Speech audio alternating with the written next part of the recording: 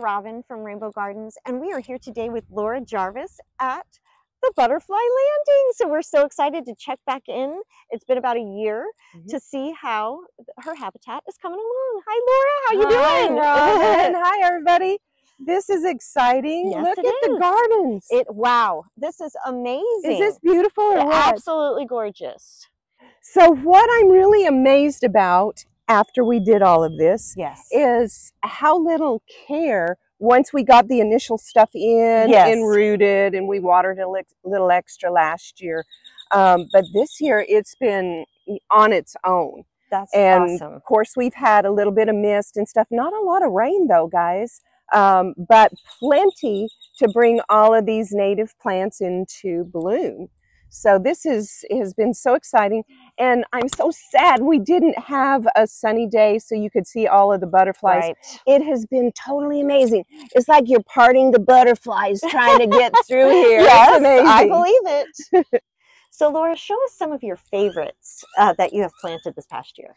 It's been kind of exciting. One of the things that I really didn't expect was how well the frog fruit has spread. This is hot area. You guys can see it's right on sidewalks and it's right on the street. And of course there is no shade right here. And the frog fruit went crazy. It's filled in all of the gaps, so I'm not having trouble with weeds. But we have had the cutest little fan crescent butterflies ever since we put it in. And they were one of the first butterflies that we saw in the spring. So totally impressed with the frog fruit. Now, this has really taken off since last year. How many pots did you use to make this big patch here? So this is pretty interesting. I started out with about 4 little 4-inch pots. Wow. And I just did them kind of evenly through here. So I want to say what, like 4 feet apart? Wow. Maybe a little bit more, maybe 4.5.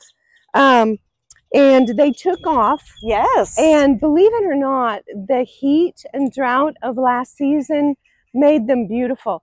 They were close to the ground and they were all in bloom, and the butterflies were all over them. And it's one of those things that I think the more abuse it gets, the prettier it is. Yes. I love the Texana milkweed, which has bloomed most of the summer. We had several monarch caterpillars get big and fat on that, and then they hatched out and we got to see them fly away. So that was fun. It's my favorite milkweed. I think the reason why I love it so much is it's just a tad easier than a lot of our different milkweeds are. You all know native milkweeds are pretty picky. Yes. But this one is a little bit easier. It can take just a tad more water. It will work with a little bit of afternoon shade if you've got an area like that where some of the other milkweeds don't really like that. Right. But look at these blooms, y'all. Is this gorgeous? And it blooms like that most of the summer. And I think that's what I like the best about it. I love the kidneywood, which has started blooming since we had that rain. And the kidneywood has a lot of different things come in nectar on it. Yes. And it's a host plant as well. So one thing that I do in my plantings is I plant a whole lot of host plants. Yes. And that way we get tons of butterflies. Yes. So Laura, this is our kidneywood. What hosts on the kidneywood? This is great. So a lot of the different mini blue butterflies, like the Reicherts and the Serranus blue. But my favorite is the dogface. The dogface. Yeah, yes. It's a cute yellow butterfly, and it has a black dot on it. Yes. Then the shadow of a little dog face on it. It's just the cutest little thing. And the caterpillars are really neat too, because they get kind of big and they're green striped and they blend in really, really well. So Laura, these beautiful yellow flowers, these look like they're part of the legume family too. What are those? Those are partridge peas, and it is a wildflower for our area here in Texas, and they are a host plant for about 5 different butterflies. Wow. So that's always exciting in my book, of course. And easy. You can plant them by seed in the fall, or you can cold stratify and then plant them in your gardens or in pots in the springtime.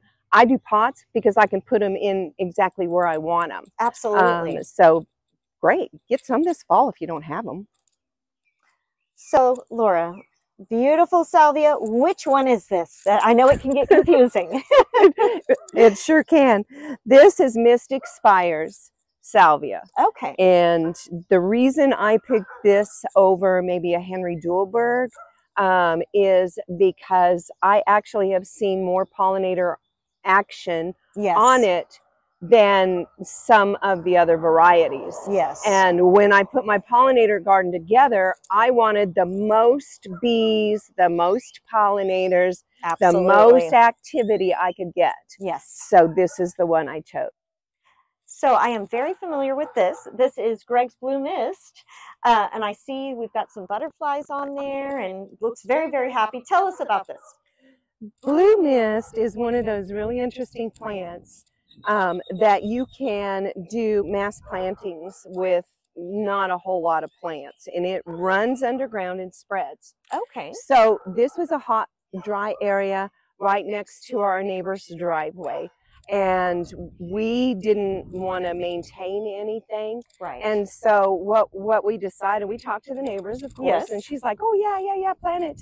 So we put a few of them in here. I think I planted 8 or 9 plants yes. in this area, and then we just let it go. Wow. And so now it has totally filled out. You're looking at it a little over a year later.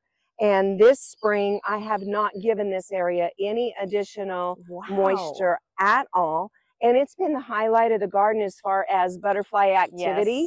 Yes. The cars drive by and the butterflies go up. yes. And so if y'all have an area that's a problem area and you can't get the lawn to grow, try this. Thank you, Laura. That's a great tip.